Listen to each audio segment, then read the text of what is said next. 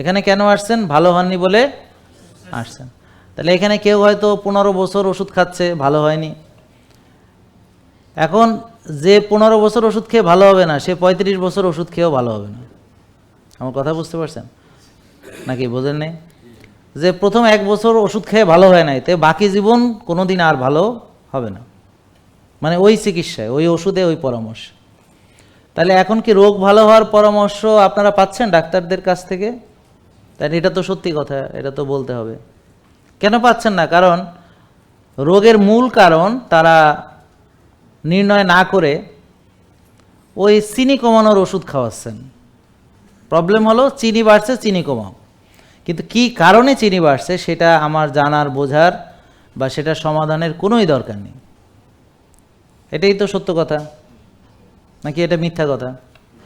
তা এখন এটা তো আর ডাক্তারদের বদনামি না, এটা হলো system, the system they are following, মানে চিকিৎসা ব্যবস্থার কথা বলছে। তো এই চিকিৎসা ব্যবস্থা কি বাংলাদেশে না, আমেরিকাতে এই চিকিৎসা ব্যবস্থা,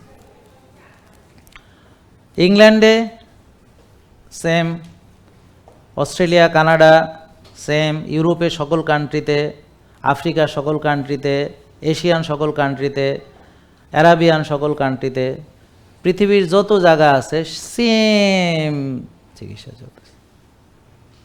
সবাই সেম বই পড়তেছে, সবাই ডায়াবেটিস রোগীকে তাদের চিনি কমানোর জন্য ওষুধ দিচ্ছে বা ইনসুলিন দিচ্ছে, এবং চিনি কমানোর নানান ওষুধ, ইনসুলিন এবং বিভিন্ন রকম, আবার কেউ কেউ হার্বাল চাও বেচতেছে, আবার সেখানে আমার নাম ছবি ব্যবহার করে। এরা হলো জন্মের প্রতারক। শুধু তাই না, এরা মিথ্যাবাদী, প্রতারক। এদের ভয়ঙ্কর পরিণতি আল্লাহ তাদের জন্য রেখে দিয়েছেন।